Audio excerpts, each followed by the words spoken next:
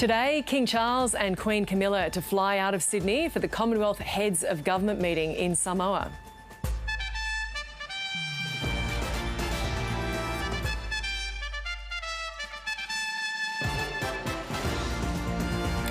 Also ahead, the New South Wales government looking at compensation for residents impacted by major power outages in the Far West. US Secretary of State Antony Blinken urges Benjamin Netanyahu to broker ceasefires with Hamas and Hezbollah. And the Commonwealth Games slimmed down to just 10 sports in Glasgow.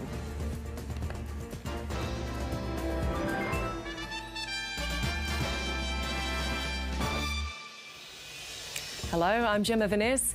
This is ABC News Mornings, coming to you from the land of the Gadigal people. The King and Queen are about to head off to Samoa, ending their royal tour of Australia. Reporter Miles Holbrook-Walk is at Admiralty House, where the royal couple have been staying. Miles, do we have a sense of how the King and Queen's visit has been received by the public? Well, Gemma, it's been an interesting trip for the King and Queen. There's been plenty of pomp and ceremony on this whirlwind whistle-stop tour between Sydney and Canberra. At times we've seen thousands of Australians come to greet the royals, to get a chance to meet them. Even an alpaca sneeze on King Charles. But so many times there's been adoring fans who've waited a long time to see him at these public events. Of course, at these events that I've even been at, you have encountered people who had no idea the King and Queen were even in Australia, let alone much more about the events that they had just happened to be walking by. So you also have that quartet, I suppose, of people observing it. You also do have people like Lydia Thorpe, the independent senator, who took this moment to create what has been a headline-grabbing protest that has been covered all around the world. But when we look at officials, and certainly in governments at state and federal level, there's been a high degree of positivity, regardless of whether those governments are led by monarchists or Republicans. Even Chris Minns saying that overall he thinks the royal visit to Australia has been one that's had a positive effect on the city. Whether you're a monarchist or a Republican, Australians were very happy to see the King and Queen yesterday, and were more than happy to roll out the red carpet and treat them with huge respect. So I think they put a smile on everyone's face in Sydney over the last 48, 72 hours, and it's been good for the town. They're now off to Samoa, where what will they be doing there? That's right, Gemma. They're off to Samoa for the Heads of Commonwealth Government meeting, or the CHOGM. Now, this is a major event for Samoa for a degree of reasons. Just the amount of officials going over there from Commonwealth countries, senior leaders, as well as monarchs, not just the King and Queen, King Charles and Queen Camilla, that is going over to Apia, Samoa's capital. On the agenda is quite a number of significant events to take place, including appointing the next Secretary-General of the Commonwealth. And among all of them is live discussions around climate change and its impacts, not just on the Pacific, but around the Commonwealth and indeed around the globe, as well as discussions about repatriations and indeed the impact of slavery that it's had on Commonwealth countries. That's certainly an alive and well discussion that will be taking place at the CHOGM meeting. We do know, of course, that it will be not too long until the King and Queen depart from here, but certainly their business isn't over for now. They'll be joined by some familiar faces from Australia, including the Prime Minister, Anthony Albanese, who'll also be heading over to Samoa later this week. Gemma? Reporter Miles Holbrook-Walk at Admiralty House in Sydney. Thank you. And ahead of King Charles and Queen Camilla's arrival in Samoa, the government there has made it clear that its key priority is using the CHOGM event to champion action on climate change and gender equality, as well as showcasing the country to international media and the high-level visitors. Reporter Stephen Jedgetts is in Samoa and he joins us now. Stephen, what's the atmosphere like there ahead of the King's arrival? Well, the atmosphere here is really buzzing, Gemma, but as you might be able to see behind me, the weather, at least for the moment, is not playing along. We've had a bit of a downpour here in Samoa, leaving an awful lot of people drenched. But spirits are unbowed. Most people are really excited about this event. It's just absolute bedlam in the centre of Apia this morning, with motorcades zipping about and a sense of optimism when you speak to most people here about what this event can do for Samoa. Not only is it bringing a huge infusion of people and potentially a large infusion of cash into the city centre, most people here are excited about the fact that there'll be an awful lot of media from around the world, an awful lot of leaders here. They think that that offers them a really valuable platform to talk about the issues that really matter to them. And as we heard earlier from Miles, at the top of that list is undoubtedly climate change. Yeah, so tell us more about these main issues that are likely to dominate the week. Well, when it comes to climate change, there are a couple of things that are really going to be sharply in focus. At the top of the list possibly is climate finance. One common complaint from a large number of developing countries in the Commonwealth, that's not just Pacific nations, but also Caribbean island nations and, of course, African nations, which have a huge presence in the Commonwealth, has been that they simply can't get access to climate finance as quickly as they need it to deal with the cascading impacts that we're seeing now from climate change. So there's a frustration that when they go through big international bodies, it's simply too long, too laborious and too clunky a process. Now, the Commonwealth has played a role here. It's mobilised some $350 million in climate finance. It wants to mobilise another $500 million. But I think it's likely that developed nations who are a part of the Commonwealth, like Australia, like the United Kingdom, and like Canada, just for example, are probably going to come under some pressure here at CHOGM, not just over their fossil fuel subsidies, but also over that issue of climate finance. Perhaps there might be some demands for countries like Australia to step up with greater contributions to some of those international funds. Now, yesterday the ABC spoke to Patricia Scotland. She's the current and outgoing Secretary-General of the Commonwealth, and she said that climate change was really the #1 issue on its agenda for this meeting here in Samoa. Let's take a listen to what she had to say. The thing I know is that we have a choice. We can either work together, swim together, or we can drown separately. Has the controversy over Lydia Thorpe's protest in front of King Charles in Canberra caught attention in Samoa, Stephen? Yeah, it has caught a bit of attention. I don't want to overstate it. I don't think it's a hot topic discussion around many villages here, but some Samoans on social media, for example, have picked up on that, and it has kick-started perhaps another interesting conversation around colonialism and where Samoa and the Pacific fits more broadly in that piece. Now, as you mentioned, Samoa has made it clear that this is not its main priority at the meeting, that climate change is at the top of the agenda, but inevitably these issues will bubble up again, and I think the protest from Lydia Thorpe will possibly give it a little bit more prominence. The question, of course, is what can the Commonwealth or what can the United Kingdom do about it? Some African nations in particular have called on the United Kingdom and others to actually make reparations. That issue seems to be a bit of a non-starter because Keir Starmer, the Prime Minister, has effectively ruled that out, along with any sort of formal apology. But all three African candidates to replace Patricia Scotland have said that they are in favour of reparatory justice of some kind. So even if it's only at the end of this meeting, I think this issue is likely to be raised by Commonwealth leaders. Stephen Jedget's there in Apia, Samoa. Thank you. Power has been returned to residents across the far west of New South Wales, more than 24 hours after the region's sole backup generator tripped. Now we're here with Grace Arter now. Grace, what's expected to happen with the power today?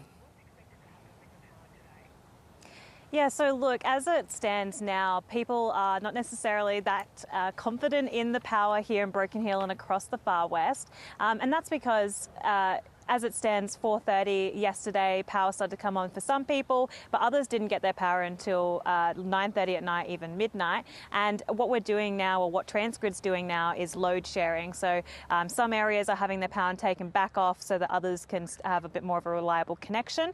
And it's sort of going in and out at the moment. So that's what's expected for today. And naturally, this has led for a lot of tension with locals with Transgrid, who are the power provider. And we heard from Chris Minns earlier this morning speaking about Transgrid and the fact that it was a privatised company. When it comes to privatised utilities that are essential services that have previously been provided by the government, we're going to make sure that the contracts are followed, and if there's penalties to be imposed, of course we're going to do that. Grace, what's Transgrid's response been over the last 24 hours? Yeah, look, they've gave us a statement this morning. Largely, they're focusing on repairing the grid. So obviously, we're talking about power being out because a backup generator tripped and failed. But all of this goes back to last Wednesday when there was a storm across the Far West that took out our major power towers, our major infrastructure, and that's because there was sort of believed to be a tornado in that area. So they're saying that they're currently putting in or working towards putting in temporary poles to 7 of those towers, and those temporary poles are being put in with people on site now and machinery on site now. We're not sure when that will be finished by in terms of those temporary poles, but we are waiting to hear from them. And broadly, Transgrid have just really been very apologetic to the community. And how have locals been coping with this? Look, they're incredibly frustrated. We were saying that yesterday and it's still true today. Lots of people have lost their groceries. They've lost, a full worth. They've lost the ability to sort of have dinner and meals prepped. And last night that left people going to one of the only fast food places that was open. So, people are quite frustrated. There's lots of people, businesses who aren't opening today because, again, they're not confident about the power supply. And we did speak with a couple residents today, and we'll hear from them now. Everybody absolutely needs to be compensated, for one. Some sort of compensation is needed. And also, where are they? Well, they're not helping. They're not here. They're not on the ground. They're not helping clean up the mess. It's just the local workers. And I've heard that there have been some people coming in and out, but the people on the ground are slugging themselves. And where's the government? Where is the help? Where's the statements? Where's the coverage on it? It's just insanity. I just can't believe it. It's been quite eerie and confronting for the community here over the last almost week, actually. Yeah, so as you can hear, people are quite frustrated, and they are hoping that when now a national declaration has been given that this is a natural disaster, and locals haven't been given any guidance that they'll be able to access it from their businesses to get compensation for losses. All we do know at this point is that councils will be able to use it to restore public assets. So I think there's going to be a lot of questions to Chris Minns tomorrow about whether, when he's in Broken Hill, about what support's going to be offered to individuals and their businesses. Grace Arter with the latest there from Broken Hill. Thank you. A large exclusion zone is in place and a major highway is closed south of Brisbane following a major truck fire. Police are continuing to search for 2 people involved in the crash on the Logan Motorway that saw the B-double go up in flames. Ariana Levy is at the scene in Logan Lee. Ari, what do we know so far? Yeah, good morning, Gemma. Well, as you can see behind me, a clean-up operation is still very much underway. We've seen tow trucks come through with parts of the B-double truck and what really is left over of the charred remains. There's been a huge clean-up effort with excavation cars as well, who have been effectively scooping up the ash of all that really remains of this huge inferno. Now, this all really began last night at about 8:15 p.m. Emergency crews were called out to here at the Kingston Road exit of the Logan Motorway to reports of a 2-vehicle crash, and when they arrived, we've seen from that vision just the Logan Motorway completely engulfed by flames. There was those big black billowing clouds that basically drifted above the city skyline, and at one stage it took about 8 fire and rescue crews here on the scene to completely extinguish the flames. It took about 2 hours altogether. Now, police say that the 2 vehicles that were involved in this crash were a B-double truck as well as an Audi. Now, the truck driver has been taken to hospital with minor injuries. He's being treated for those, and we're waiting for an update still, but police have really turned their attention and focus to the passenger and the driver of that Audi. It's understood that the pair had fled the scene by foot. It's also being alleged that the car that they were driving in, that Audi, was stolen less than half an hour before the accident in the nearby suburb of Durack at the time. So search is underway for those at the moment. Now, it is still very much an ongoing investigation. There was earlier a public safety declaration that was issued. That's since been revoked for those nearby suburbs of Kingston and Logan Lee. That was largely due to the hazardous nature of the contents of that truckload. Fire and rescue and forensic teams are still sort of conducting testing to find out what exactly that was. Police say they believe that lithium batteries were involved in some sense. Now, previously, the eastbound lane of the motorway was closed. That's since been opened and traffic has been flowing through quite easily throughout this morning. Ariana Levy there at the scene in Logan Lee. Thank you. The federal court is set to decide today whether Brice Lemman can push ahead with an appeal against the findings of his failed defamation case. The former Liberal staffer sued Network 10 and journalist Lisa Wilkinson over an interview with Brittany Higgins in which she alleged she had been raped at Parliament House. There were no findings against Mr Lemman during a 2022 criminal trial, and he maintains his innocence. The collapse of that trial cleared the way for Mr Lemman to sue the broadcaster for defamation, a case he lost earlier this year. Jade Toomey has been following the appeal case, which reaches a critical juncture today. Jade, where are we up to?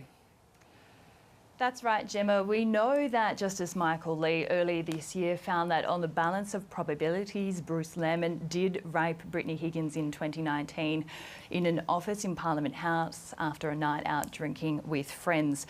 And that cleared the way for this defamation case. And we know that as part of that loss, Brice Lemman was ordered to pay Network 10 $2 million in costs. And that is one of the questions that's underway in this appeal hearing today. Brice Lemman is effectively asking the court to impose a stay on that cost order, and that would stop 10 from being able to pursue him for that money until the appeal is run. The other question that's in play in today's hearing, it comes from Network 10, and they are asking the court to impose a security of $200,000, and that money would be set aside for Brice Lemman to pay. Money would be set aside to pay for Network 10's legal fees in the event that Brice Lemman is unable to pay those fees and loses his appeal. So Mr Lemman has to clear both of those hurdles in order for his appeal to be able to continue. So what will the judge have to decide today? So Justice Wendy Abraham is effectively being asked today whether a person can have the right to appeal even though the legal term is impecunious or financially unable to pay for it. Brice Lemman's arguments is that the grounds of his appeal are arguable, that they're in the public interest, and that the only reason he's in this position of financial downfall is because of the interview that started it all on Network 10 with Brittany Higgins on the project. But for its part, Network 10 is saying that the grounds of the appeal are weak at best. They also say that just because something is interesting to the public or in the media interest, it doesn't necessarily make it of the public interest unless there is a critical error in law. And they also blame Mr Lemman's financial downfall on his criminal and defamation proceedings, which they say have made him effectively unemployable. But in the event that Justice Abraham says that this appeal can go ahead with a surety, Mr Lemman's lawyers have already told the court that Mr Lemman cannot afford to pay this $200,000 security.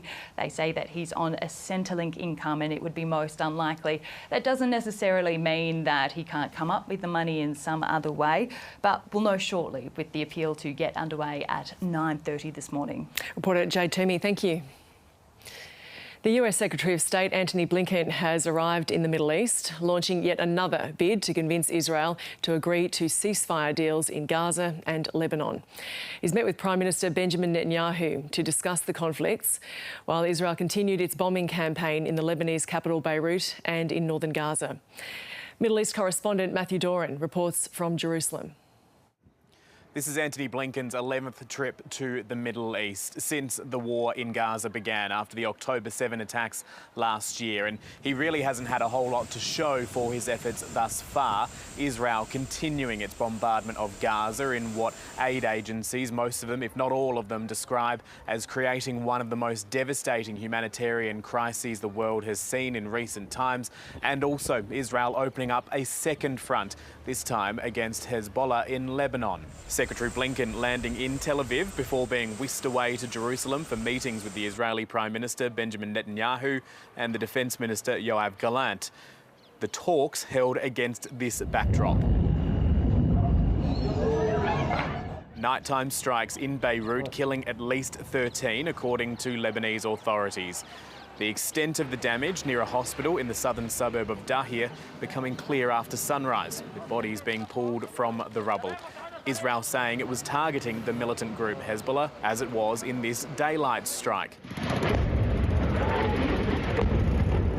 Residents watching on some 40 minutes or so after being told to evacuate. Hezbollah's spokesman holding a press conference nearby as that warning was issued, insisting no ceasefire talks with Israel would be held while fighting continued. And we confirm our position, no negotiations under fire. What is not taken by fire is not given with politics. He also argued that the Al-Qad Al-Hassan Bank, which Israel has been targeting over the last couple of evenings, its branches across Beirut and the rest of Lebanon, is not being used for the purposes of Hezbollah buying weapons or indeed paying its fighters, something that Israel has said as it has launched these attacks. The IDF has also released further information, further intelligence, claiming that Hezbollah has built an underground bunker underneath another hospital in Beirut, a command centre also housing a vault holding hundreds of millions of dollars in cash and gold, something that hospital officials have denied is in existence. All the while, the war in Gaza raging on. The IDF releasing this vision, saying it shows people in northern Gaza around Jabalia evacuating the area, an area which has been under siege by Israel in its targeting of Hamas for around 3 weeks now. Palestinians in the area claiming this is a forced displacement rather than an evacuation. Hundreds killed in that part of Gaza in the course of this campaign. Secretary Blinken will have his work cut out for him in these talks. He is also expected to travel to Jordan and Qatar in his week-long visit to this region, likely his last before the upcoming US election. The former head of the fashion giant Abercrombie & Fitch and his British partner have been arrested on sex trafficking charges, along with a third man in the United States. The FBI opened an investigation last year after claims Mike Jeffries and his partner Matthew Smith sexually exploited and abused men at events they hosted. Lawyers for both men have previously denied any wrongdoing. Mike Jeffries, the mogul behind a global fashion brand. His vision made billions for Abercrombie & Fitch, drawing in teenagers with provocative ads like these. He stepped down in 2014 after running the company for 2 decades. He's now facing criminal charges. To anyone who thinks they can exploit and coerce others by using the so-called casting couch system, this case should serve as a warning. Prepare to trade that couch for a bed in federal prison. This morning, the FBI arrested the former fashion boss and his British partner in Florida. An investigation was opened after the BBC revealed allegations of sexual exploitation. Several men spoke out to say they were abused by the pair at events they hosted in major cities around the world. Evidence gathered by the BBC found there was a highly organised operation involving this middleman, James Jacobson, now also arrested. A lawyer for Mr. Jeffries told the BBC, "We will respond in detail to the allegations after the indictment is unsealed and when appropriate, but plan to do so in the courthouse, not the media." Mr. Jeffries and the 2 other men are due to appear in federal court. The federal government is trying to get on the front foot when it comes to housing infrastructure. Housing Minister Claire O'Neil has travelled to a New South Wales development to announce $26 million worth of investment in water pipes, sewage and roads. The trip follows the release of a major coalition policy on infrastructure over the weekend. Let's get more on this. Our reporter Oliver Gordon joins us now from Parliament House. Oliver, both major parties talking a lot about infrastructure this week.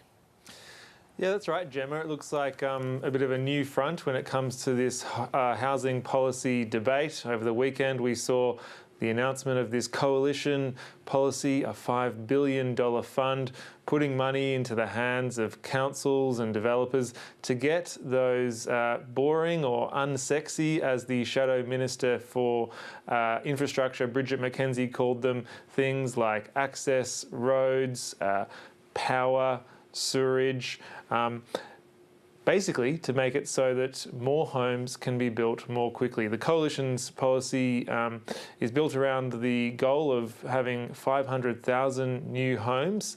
And today we have seen the federal government visiting a housing development site with an announcement about infrastructure. So looking like both major parties are trying to really stamp this as their own.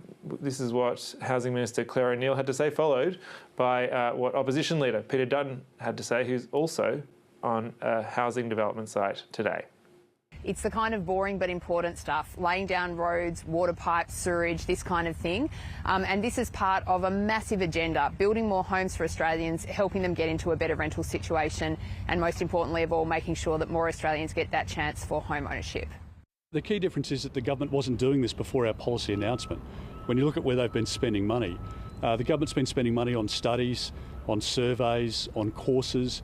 Our money is going into infrastructure to pull out those roadblocks and to get the land released to market as quickly as possible so we can get young families into homes. And as we've seen from the government, there's a lot of talk and very little action.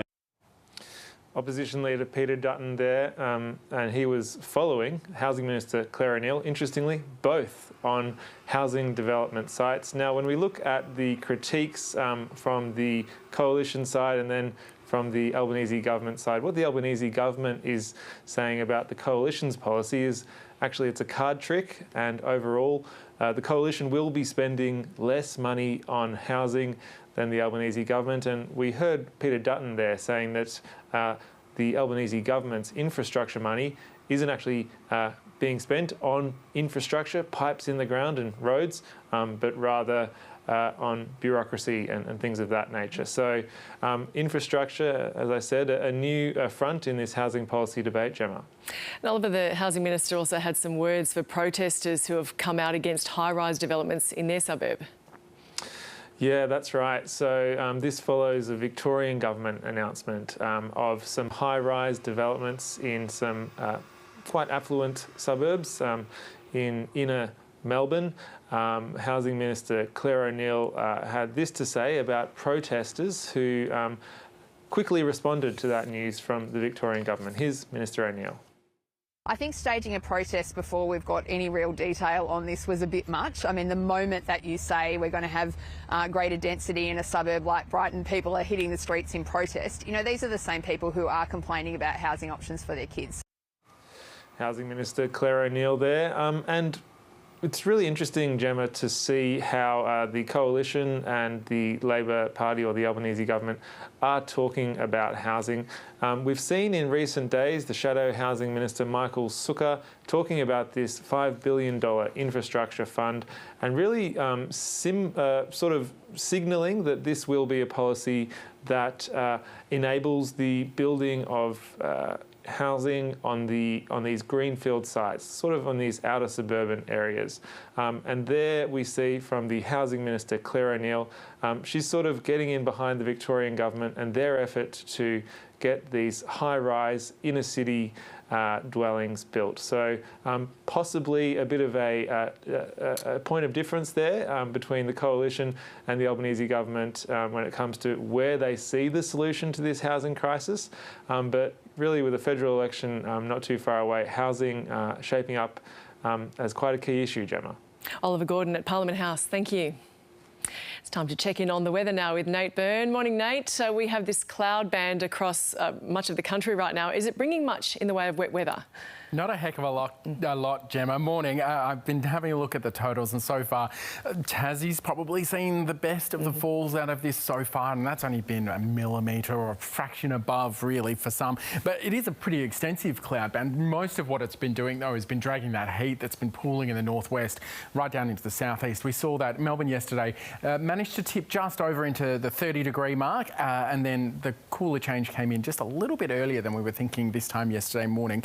So we didn't get as high as we had forecast. You can see that cool air there. But the trough is still drawing heat right across into the east of the country. Queensland staying a good couple of degrees above average, pretty much statewide. There is another front coming. So this is now a series of fronts and troughs moving through the southeast. So there is a bit more wet weather for parts of Tassie in particular, but further north too into Victoria, southern parts of New South Wales. For the most part, though, totals are pretty limited. The thing we're really watching is that warmth up in the northwest, extreme heatwave conditions in northern WA right now, and some fire danger across the nation. We've got pockets of high fire danger for every state, and for the territory as well. It's just Queensland that's not experiencing high fire danger today, but it is certainly warm. In terms of rainfall, there's a little bit left over in parts of South Australia right now, but that's easing off pretty quickly, certainly done by lunchtime. You can see a first burst of wet weather with a trough, then another one coming in with the next front. About the most action we're going to get out of that is a bit of more cooling for the southeast, and maybe even some small hail for parts of the west of Tassie today. But other than that, things are looking relatively settled. And what's the latest on this stormy weather expected in the east later this week? Yeah, right, because you can't have settled conditions for too long in this country, right? Southeastern Queensland, northeastern New South Wales, we're expecting to see it start to kick off from tomorrow. Once this mess gets into that region, there's a bit more moisture up there, a bit more humidity, and it's ready, primed to cause some storms. Now, we're not ruling out severe thunderstorms for this round of storms, and then we get another one later on in the weekend. I'll show you, because it all happens pretty quickly. There's the first band going through, and then the next front coming in will do exactly the same, but for a slightly different region. It's increasingly looking like the focus is shifting into southeastern Queensland right now. But for that second burst of stormy weather, it's still quite a ways away. So we're waiting till we're a bit closer before we fully grip it up. But it looks like we're talking widespread falls, 25 to 50 millimetres. That's essentially the same as what I was saying yesterday. But increasingly that's shifting into Queensland. And we want to watch really closely that second burst, Gemma, late in the weekend, early next week. So I have a feeling we'll be talking about it for some time to come. And around the states, what's happening? All right, let's get into it. Well, you saw on the map before, right? Not a heck of a lot. It's pretty much clear across Queensland. There's just a risk of some coastal showers, but that's about it. It's all about the sun and the warmth. 29 on the way for Brisbane today. Further south, New South Wales, some of that wet weather developing through the south. We've already got falls happening now. Most of the action around the southern ranges and then the south coast as well, mostly later on. For Sydney, you've got a partly cloudy 27. Canberra's dry as well, getting to 25. If you go to Victoria, though, a bit of a difference here. A pretty grey day across the state. We've got isolated showers essentially everywhere. A bit more likely in the northeast, especially later on. Still a fairly mild Wednesday for you, 22 in Melbourne. You've had a bit of drizzle around this morning. A risk of some more showers picks up probably around about 8 o'clock tonight. In Tassie, we've got wet weather developing in the west after lunch, spreading statewide this evening with some small hail for the west tonight. For Hobart 19, you'll see some showers around. In South Australia, we've got some falls extending under that cloud band into the northwest of the state, but that's mostly going to dry up on the other side of lunchtime. For Adelaide, it's staying clear. You're getting to 21. Over in WA, we've started with a bit of a chill for parts of the southwest this morning. It's becoming windy in the southeast later, and we've got some isolated storms in the interior. Not much out of that, though. Perth's got a sunny 24 ahead, and then up north, it's certainly looking warm. We've still got some afternoon storms expected around the north of the Kimberley and for the northwest of the top end. But Gemma, for Darwin, it's only turning into a possible shower. No real relief from the build-up, unfortunately. Top at 34. Thanks, Nate. This is ABC News. Our top stories. King Charles and Queen Camilla are set to fly out of Sydney this morning for the Commonwealth Heads of Government meeting in Samoa. It marks the end of their Australian tour after a busy final day of back-to-back engagements, including greeting thousands of fans at the Sydney Opera House. The visit to Australia is the King's first as the country's head of state. The New South Wales Government is looking at compensation options for residents impacted by major power outages in the state's Far West. The Broken Hill region has been declared a disaster zone after a storm last week destroyed 7 transmission towers and a failed generator left businesses and homes without electricity. Power has been restored overnight, but residents are being warned to expect intermittent blackouts over the coming weeks. US Secretary of State Antony Blinken has met with Israeli Prime Minister Benjamin Netanyahu on his 11th visit to the Middle East since the start of the Israel-Gaza war last year. The US State Department says Mr Blinken emphasised the need for Israel to take additional steps to increase and sustain the flow of humanitarian assistance into Gaza, while also reaffirming the United States' ironclad commitment to Israel's security. And the former CEO of the clothing company Abercrombie & Fitch has been arrested in the US on sex trafficking and prostitution charges. Mike Jeffries, his partner and a third man are charged with running a years-long operation that coerced men into taking part in sex parties. They allegedly lured them with promises of a future in the fashion industry. Let's get more now on the King and Queen's tour with our royal correspondent, Juliet Reen. Juliet, the official engagements are over now. The King and Queen fly out in about an hour and a half. It has been a whirlwind trip. Has it hit the right notes? Look, I think it has, yes. The overriding thing for me was the number of people that turned out to see the King. We didn't expect that, I don't think. You know, before the tour happened, I was talking to you about, you know, maybe there would be smaller crowds. A lot of the events where there was a meet and greet weren't even announced until the last minute, and yet still people flocked to the streets. The King and Queen will certainly be very happy to see that, and I think Australian people, ordinary Australian people, were very happy to see that. You know, they got their handshake. It was so much more intimate than the sort of tours of years gone by. You know, you never got to shake the hand of the Queen. You certainly never got a hug. You never got those endless conversations that both the King and Queen had with Australians, young and old. What can a trip like this do for the palace and also Australia? I think it underlines the connection between Australia and the UK, and that's very good for business, certainly. He is our constitutional monarch, of course, so that is important. For the palace, it's very good for the brand. We saw the King out there, just like his mother, dedication to duty, dedication to service. Now, Senator Lydia Thorpe's outburst in Parliament, it has made global headlines. The King at the time appeared unruffled by it, but these are the challenges of a royal tour, aren't they? These are the challenges. I'm sure the King was expecting something of that nature, but not exactly that. I thought it was very disrespectful, but nevertheless, of course, the Senator has a right to protest and a right to express her views, perhaps not in that way, and many Australians have spoken out, many parliamentarians have spoken out and said that that was an inappropriate way to represent those thoughts. I mean, I'm sure the King was a little hurt, of course, behind the scenes, because it was such a tirade, wasn't it? Now, with the engagements that they had in Australia, they were able to look at subjects that are close to their heart. Can you tell us about that? Yes, well, for the King, it's always about the environment, about saving the planet, climate change.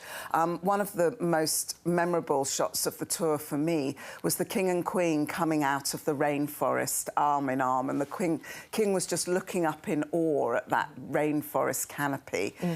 He got to talk a lot about those things. He was also at a sustainable building complex in Sydney here, which he'd been involved, his King's Trust Australia had been involved with, along with the New South Wales government. That was for social housing. I mean, this is a very hot topic at the moment, and there he was right at the heart of it. For the Queen, I was at her literacy event yesterday, and gosh, that was lovely. She was down there talking to all the children about her love of books, listening to them read their stories. And, you know, that was interesting for me because of that connection with young people. You kind of think that the young people are not interested in the King and Queen, especially that, you know, they're for previous generations, but they were absolutely loving it, and all of them were really stoked. And of course, now you can get your own selfies on your phones and you can take pictures. You didn't used to be able to do those things on royal tours. The protocol officers would come in and tell you to put them down. But it's not the case now. It's so much more laid back. And I think that connection, therefore, it really underlined this tour especially. Now they're on to Samoa. Juliet Reen, thank you for coming in. Pleasure. Now, in breaking news, Bruce Lemman will be able to appeal the result of his failed defamation case after a federal court judge dismissed an application for him to pay a security of costs before any appeal goes ahead. Now, Mr Lemman lost the case against Network 10 and Lisa Wilkinson after Justice Michael Lee found on the balance of probabilities that Mr Lemman did rape Brittany Higgins at Parliament House. That case came after a criminal trial in the ACT Supreme Court collapsed without a verdict due to juror misconduct. The federal court has previously heard Mr Lemman is unable to pay a security for the cost Network 10 will incur in opposing the appeal.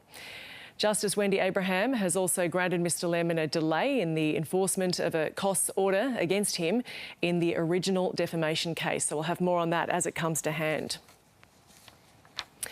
Now, South Korea says it'll take countermeasures after accusing North Korea of sending troops to fight for Russia in Ukraine.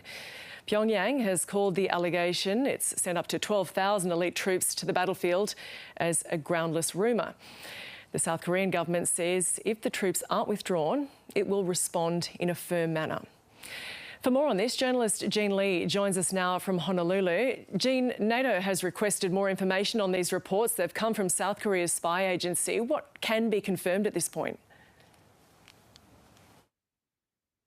What we're hearing from both the Ukrainian president and South Korean intelligence is that North Korea has sent a brigade of troops to Russia's Far East to prepare to join Russian troops on the battlefield. They're saying that up to 4 brigades appear to be preparing to go from North Korea to Russia.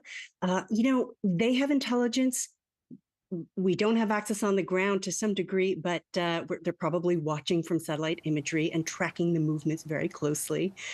Now, the United States has not weighed in. They're still assessing the intelligence, but the South Korean presidential office and intelligence officials are insisting that they have enough information to accuse North Korea of violating international law by sending these troops, in addition to the artillery and short-range ballistic missiles that North Korea is already accused of sending to Russia to support the war in Ukraine.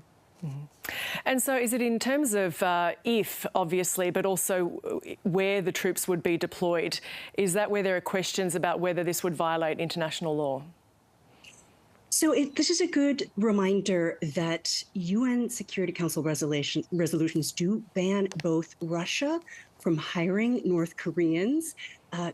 This was part of a global effort to try to stop the flow of money and resources back into North Korea's weapons program. And North Korea is banned from engaging in any trade of weapons. So this is a violation of sanctions. This would be a violation of sanctions on both sides. And this is something that's important to remember, that if they are doing this, if they are engaging in this kind of an exchange, that it is a very public flouting of that international law. Now, Russia insists that it's not violating these international laws, and North Korea has not confirmed that they are engaged in sending troops to Russia for the war in Ukraine.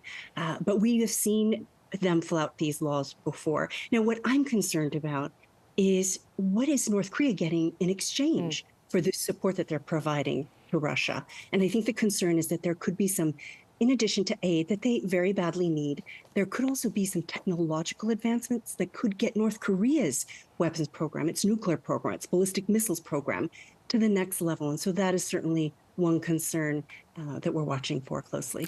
Now, South Korea has been under pressure from Western countries, some of them, and Ukraine, of course, to provide Ukraine with weapons. It hasn't done so yet. Do you believe that will change? South Korea has been providing non-lethal humanitarian aid.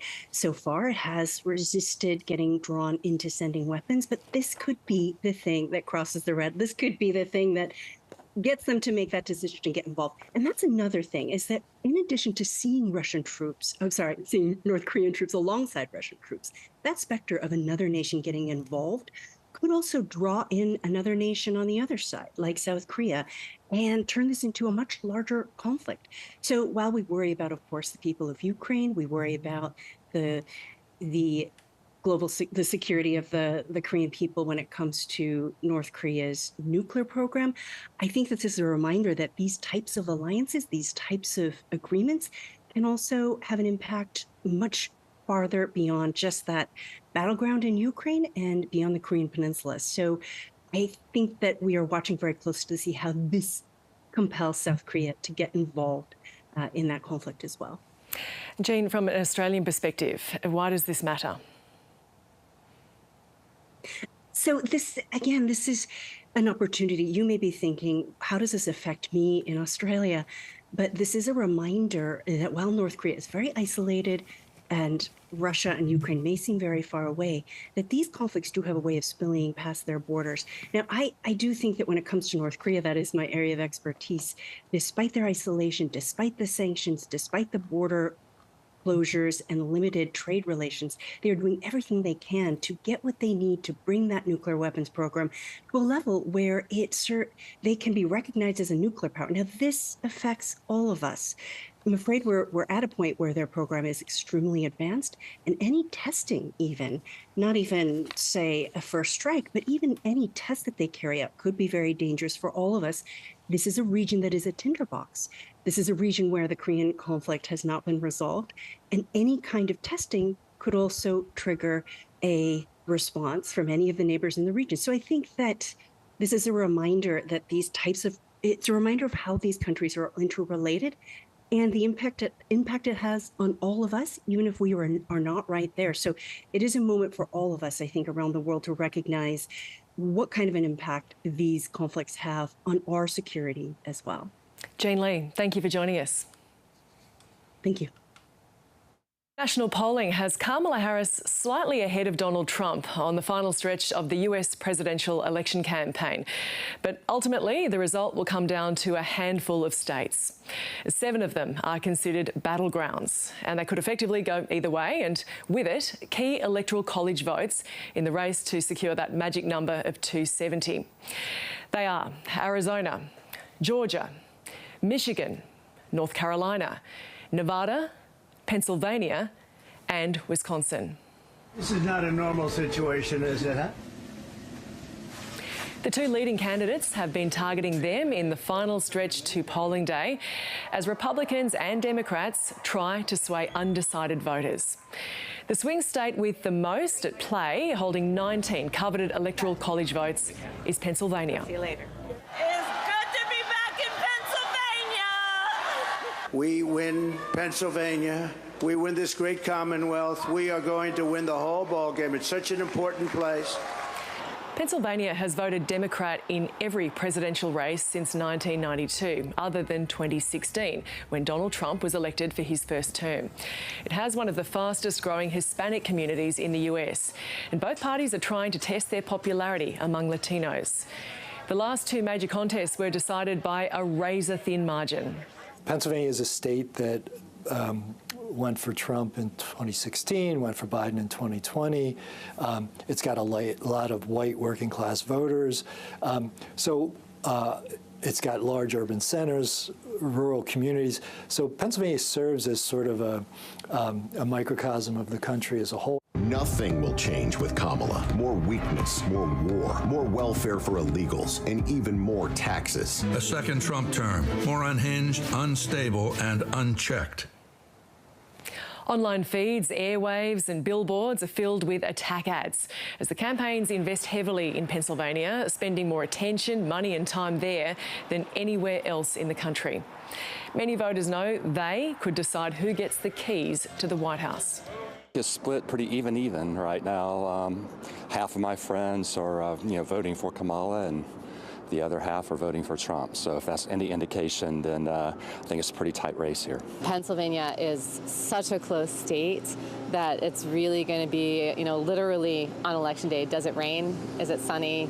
And who's knocking on doors and who's most excited about their candidate and going to the polls for them. Pennsylvania is where Donald Trump survived his first assassination attempt. It's where the current and outgoing President Joe Biden grew up. A recent poll of likely voters shows the economy and abortion rights are the state's top issues this election cycle. And while many electors have already decided how they're voting, others are still unsure, underscoring the need for the Harris and Trump campaigns to continue pressing their case in Pennsylvania. I think we could go in two very different directions with each candidate because they're so different. The views, their policies, so I think that can really change the dynamic of the future of our country. I feel like Donald Trump would be my vote. I feel like he's probably got a better chance just because Kamala, she's with everything with the border, with the pro-choice, with the fracking. I feel like he's probably got a better edge. And I will be voting for Kamala Harris for President of the United States. There's no question. At the very least, she will preserve our democracy, and that's what this is about. It's time now to check in what's happening with politics back home. The host of Q&A, Patricia Carr joins me now in the studio. Patricia, glad to have you in here. Now, Coalition Senator Jacinta Brice wants abortion on the national agenda. What have her colleagues had to say? Yeah, it's really interesting. So the backdrop here is South Australia and Queensland, where this issue has been quite dominant in the last couple of weeks. There is a Queensland state election, and in that state election, abortion has come up because abortion has been decriminalised. And there are some people who would like it to be recriminalised. And the opposition leader, who is likely to be the next premier, has been under sustained questioning about whether he'd allow a conscience vote. Now, he's been pretty emphatic that this is not something he's interested in doing, but the fact that it could be overturned through a conscience vote if people decided to vote to do that has been an ongoing issue. So Jacinta Brice saying it should be on the national agenda has kind of complicated things a little. Yeah. I'm sure there's many of her colleagues who do not want this discussed. Today I asked Bridget McKenzie, who is obviously a very senior Nationals frontbencher, about what she thinks, and she had this to say. Let's hear her. I do think it is a moral dilemma that in this country we seek to save the lives of babies born very prematurely in some cases and not in others. That is a complex moral dilemma, but I'm not in the business of judging people's decisions. It's a legal issue for state and territory governments. I respect Senator Nampa Brice's right to have her say. So that's Bridget McKenzie. Now, in the wider interview, it was quite clear to me that Bridget McKenzie was not wanting to really delve into this. I think there are many politicians on the coalition side who, whatever their personal views are, and you heard Bridget McKenzie's there, she obviously does have concerns around late-term abortions. But they are reluctant to talk about it, and we are heading to the Queensland election where clearly this is now motivating some people. I don't think it's the dominant issue. Crime and cost of living are absolutely head and shoulders above. But this issue has been raised again. And the big question is, why are we talking about it? It's quite a settled issue in Australia. Of course, unless you're one of the people who has an issue with late-term abortion and wants to put it back on the agenda. So watch this space, because clearly there are people who want to raise the issue around late-term abortion fiercely. I think people will resist that. And clearly, if you look at public polling, Gemma, people don't want abortion revisited. That's quite clear in the public polling. We're not in the United States. We are different. Our democracy is different. But this is genuinely now something some people are discussing. PK, thank you. Thank you. Let's check in on the sport now with Charles Brice. Charles, we've got some big changes ahead of the next Commonwealth Games. Yeah, not necessarily in the best way, Gemma. It's because several major sports have missed the cut to be part of the 2026 Com Games. We've got a list of those sports that have been cut from the Games.